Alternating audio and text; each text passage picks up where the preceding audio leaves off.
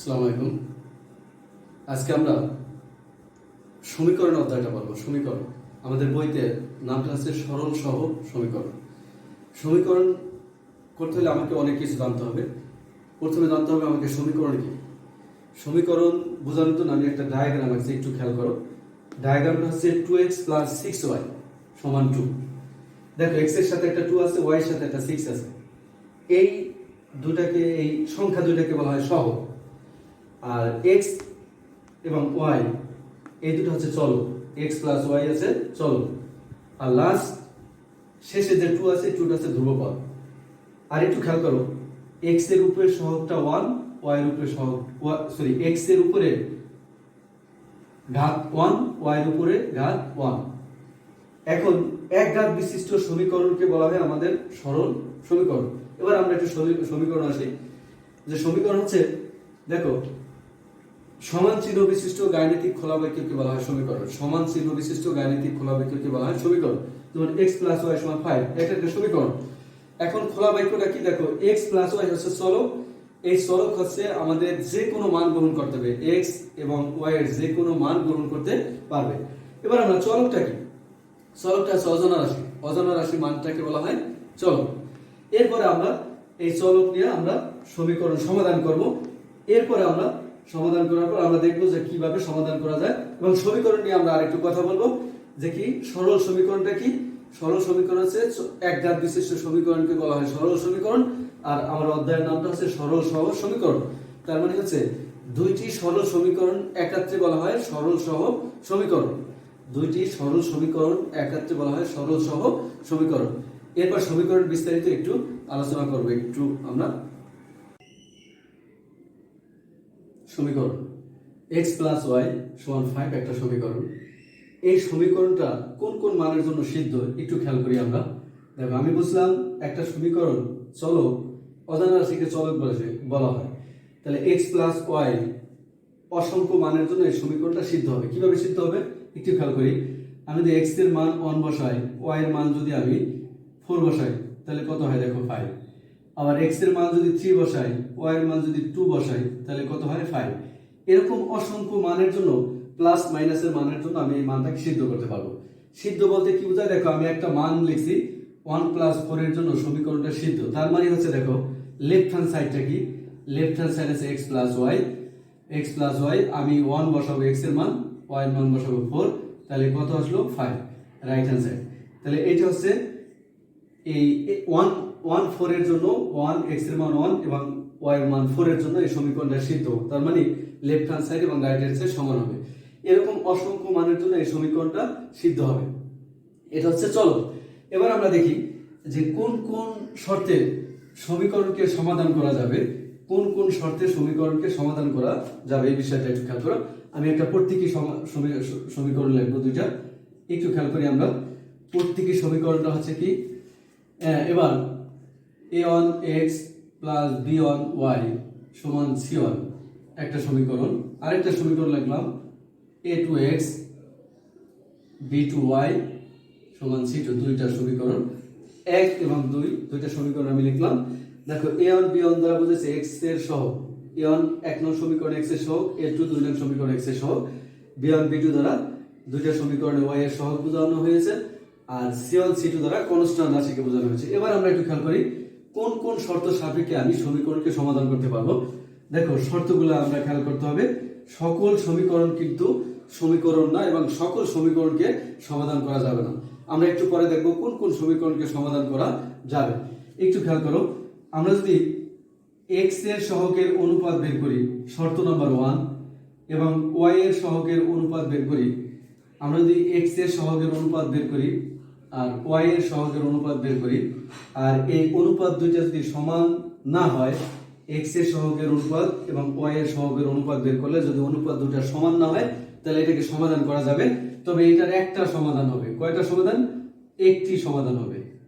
একটি সমাধান হবে। একটি সমাধান হবে। এটা কেমন? শুধুমাত্র x এর একটা ভ্যালু এবং y এর একটা ভ্যালুর জন্য এই সমীকরণটা সিদ্ধ করবে। শর্ত নম্বর 2, যদি x এর সহগের অনুপাত, y এর সহগের অনুপাত এবং কনস্ট্যান্ট রাশির সহগের অনুপাত সমান হয়, যদি তিনটির অনুপাতে সমান হয় তাহলে এই সমীকরণটাকে সমাধান করা যাবে এবং এইটার সমাধান হবে অসংখ্য সমাধান হবে। তার মানে হচ্ছে অসংখ্য x এবং y এর মানের জন্য এই সমীকরণ দুটো সিদ্ধ হবে। শর্ত নম্বর 3 একটু খেয়াল করি আমরা x এর সহগের অনুপাত বের করব, y এর সহগের অনুপাত বের করব এবং কনস্ট্যান্ট রাশির অনুপাত বের করব। যদি দুইটা সমান হয় আর এই কনস্ট্যান্ট রাশি যদি সমান না হয় তার মানে x এবং y এর অনুপাত সমান কিন্তু কনস্ট্যান্ট রাশির কনস্ট্যান্ট রাশির অনুপাত সমান না, সেই ক্ষেত্রে এইটার কোনো সমাধান নেই, কোনো সমাধান নেই। তার মানে বুঝতে পারছো অবশ্যই যে 1 এবং 2 এই শর্ত যদি পূরণ করে তাহলে ওই সমীকরণের সমাধান থাকবে, 3 নম্বরে কোনো সমাধান থাকবে না।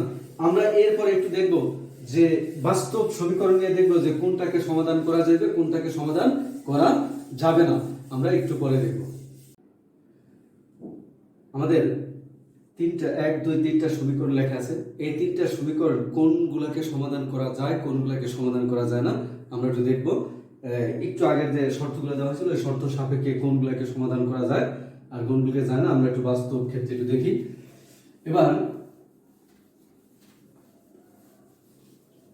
এবার সমীকরণ নাম্বার 1 দেখো, আমি 1 নম্বরটা একটু খেয়াল করে দেখি, a1 a2 মানে দুইটা সমীকরণের অনুপাতটা বের করে দেখি কি হয়। b1 b2 -5 + 3 দেখো a1 a2 b1 b2 দুইটার অনুপাত বের করে দেখলাম। দুইটার অনুপাত বের করে কি দেখলাম আমি, দুইটার অনুপাত বের করে দেখলাম যে আসলে অনুপাত দুইটা সমান না, অনুপাত দুইটা সমান না। তাহলে কি হবে, এই সমীকরণটাকে একটা সমাধান থাকবে, এটাকে সমাধান করা যাবে তবে সমাধান হবে একটা, x এর একটা মান বের হবে y এর একটা মান বের হবে, এটা হচ্ছে এইটার সমীকরণ হবে একটা সমীকরণ। হ্যাঁ, এবার আমরা 2 নম্বরটা একটু দেখি। নাম্বার 2 এর a1 a2 এর মানটা বের করি, a1 1 a2 হচ্ছে 2।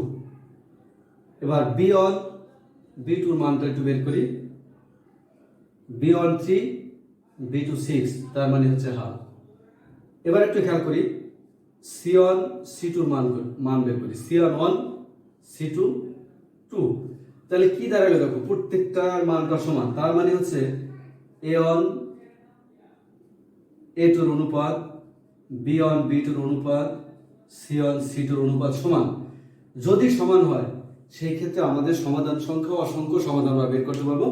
তার মানে হচ্ছে 2 নম্বর যে সমীকরণটা আছে, 2 নম্বর যে সরল সমীকরণ দেওয়া আছে, এই সরল সমীকরণ দ্বয়ের অসংখ্য সমাধান আমরা বের করতে পারবো। তার মানে x এবং y এর অসংখ্য মান আমরা বের করতে পারবো। এবার নাম্বার 3 একটু খেয়াল করে, নাম্বার 3 তে আমাদের কি আছে, নাম্বার 3 টায় দেখো a1 a2 এর মানটা বের করি, a1 আছে 3 a2 আছে 6 তার মানে হচ্ছে হাফ। এবার b1 b2 এর মানটা বের করি, b1 b2 এর মান আছে -5 -10 তার মানে হচ্ছে হাফ। এবার c1 c2 এর মান বের করি 7 আর আছে 15। এখন আমরা একটু খেয়াল করি যে a1 a2 b1 b2 c1 c2 তার মানে হচ্ছে a1 a2 এর অনুপাত b1 b2 অনুপাত সমান কিন্তু c1 c2 অনুপাত সমান না, তার মানে হচ্ছে এইটা সমাধান করা সম্ভব না। এই শর্ত যদি আসে তাহলে এটা সমাধান করা সম্ভব না। আমরা একটু দেখি যে আসলে সমাধান করা সম্ভব হয় কিনা, আমরা একটু খেয়াল করি যে 3 নম্বর সমীকরণটা সমাধান করা সম্ভব কিনা দেখি। আমরা 3x - 5y = 7, একটু খেয়াল করি এই জায়গা থেকে আমি x এর মানটা বের করি 7 + 5y। এবার x = আমি কি লিখতে পারি 7 + 5y / 3। এই মানটা আমি 2 নং সমীকরণে বসাবো, x = 7 + 5y, এটা 2 এ বসাবো, 2 নং এ বসিয়ে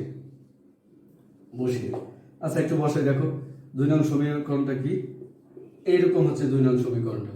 আমরা একটু খেয়াল করি এক্স এর মানটা একটু বসাই দিই। 7 plus 5y divided by 3 minus 10y 15। একটু খেয়াল করি, 6 দিয়ে আমরা একটু গুণ করে দেই। 6 সাথে 42, 5 7 30y, 10y 15। এবার আমরা একটু লসাগু করি। 42 30y লসাগু 3 15। একটু খেয়াল করো, 30y কাটা গেল, তার মানে কি আসলে একটু খেয়াল করি আমরা। এদের আসলে কি 42/3 15, তার মানে হচ্ছে 42 3 45। 42 সমান 45 এই ধরনের কোনো সমীকরণ আসা সম্ভব নয়, যে এক্স এবং ওয়াই কোনো চলক নয়, তা চলক ছাড়া সমীকরণ হয় না। তাহলে দেখো আমরা এই যে সমাধানের উদ্দেশ্য কি, সমাধানের উদ্দেশ্য হচ্ছে এক্স এবং ওয়াই এর মান বের করা। আমরা ইচ্ছা করলে এই জায়গা থেকে এক্স এবং ওয়াই এর মান বের করতে পারবো না, তার মানে আমাদের এই শর্তকে ভঙ্গ করছে, এটা দ্বারা সমাধান করা সম্ভব না। তার মানে আমি বোঝাতে চাচ্ছি যে সকল সমীকরণকে সমাধান করা সম্ভব না। যেই আমাদের যে শর্তগুলো আছে ওই শর্ত সাপেক্ষে যেটা শর্ত পূরণ করবে ওইটা ওইভাবে সমাধান করা সম্ভব, আর শর্ত পূরণ না করলে সমাধান করা সম্ভব না। এরপরে আমরা সমাধান করার পদ্ধতি আছে দুইটা, এই দুইটা পদ্ধতি আমরা পরে তোমাদের শেখাবো। আমরা গত ক্লাসে এই সরল সহজ সমীকরণ নিয়ে আলোচনা করেছিলাম যে কিভাবে সরল সহজ সমীকরণকে সমাধান করা যায়। 4টা পদ্ধতিতে সরল সহজ সমীকরণকে সমাধান করা যায়। 4টা পদ্ধতি, এক হচ্ছে প্রতিস্থাপন পদ্ধতি, অপনয়ন পদ্ধতি, আগুণন পদ্ধতি, নির্ণয় পদ্ধতি। আমরা আজকে তোমাদের প্রতিস্থাপন পদ্ধতিটা শেখাবো। প্রতিস্থাপন পদ্ধতির নাম শুনেই বুঝতে পারছো আসলে ব্যাপারটা কি। ব্যাপারটা হচ্ছে প্রতিস্থাপন করা, একটা থেকে কাইটা নিয়ে আরেকটা লাগানো।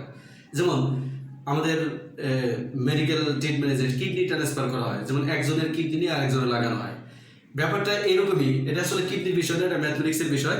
এই জায়গা থেকে আমাদের দুইটা সমীকরণ দেওয়া আছে, এই সমীকরণ দুইটা থেকে এক্স অথবা ওয়াই এর মান যে কোনো একটা সমীকরণ থেকে বের করে আমরা অন্য একটা সমীকরণে বসাবো। এটা হচ্ছে প্রতিস্থাপন পদ্ধতি। একটু খেয়াল করি, আমাদের দুইটা সমীকরণ দেওয়া আছে 1 এবং 2। দুইটার যে কোনো সমীকরণ থেকে আমি এক্স এর অথবা ওয়াই এর একটা মান বের করবো। আমি 1 নং সমীকরণ থেকে এক্স এর মান বের করছি। দেখো 1 নং সমীকরণটা কি, x + 4y = 19। এই জায়গা থেকে আমি এক্স এর মানটা বের করছি, 4yটা রাইট হ্যান্ড সাইডে চলে গেছে, প্লাস ছিল মাইনাস হয়ে গেছে। এখন এই এক্স এর মানটা আমি কোথা থেকে বের করলাম, এই এক্স এর মানটা বের করলাম আমি 1 নং সমীকরণ থেকে। এখন আমি বসাবো 2 নং সমীকরণে। এখন যদি আমি 1 নং থেকে বের করে আবার 1 এ বসাই তাহলে হবে না, তাহলে প্রতিস্থাপন হবে না। তাহলে আমি কি করব, এই সমীকরণটাকে আমি 2 নং সমীকরণে বসাবো। কিভাবে বসাবো, দেখো x = 19 - 4y 2 নং সমীকরণে বসিয়ে, 2 নংয়ে বসিয়ে আমি 2 নং সমীকরণটা বসাবো। 2 নং সমীকরণটা কি আমাদের একটু খেয়াল করি। 8 এই জায়গাটায় আমি x এর মানটা বসাবো। দেখো x এর মানটা কি, 19 - 4y - y। দেখো আমি 1 থেকে বের করে আমি x এর মানটা 2 এ বসাইলাম। তাহলে আমরা এটা একটু ক্যালকুলেশন করব সাধারণ নিয়মে। 19 কে 4 দিয়ে গুণ করলে কি হবে, 76। 4 কে 4 দিয়ে গুণ করলে কি হবে, 16y - y = 8। এরপরে আমরা একটু দেখো 76 16y - y, তাহলে 17y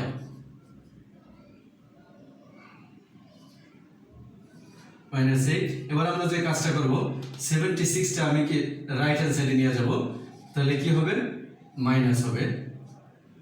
76টাকে আমি রাইট হ্যান্ড সাইডে নিয়ে যাব, তাহলে কি হয়, -17y 76 - 8, তাহলে কত আসবে আমাদের, 68 -68। এরপর আমি y = আমি কি লিখতে পারবো, -68 ভাগ -70।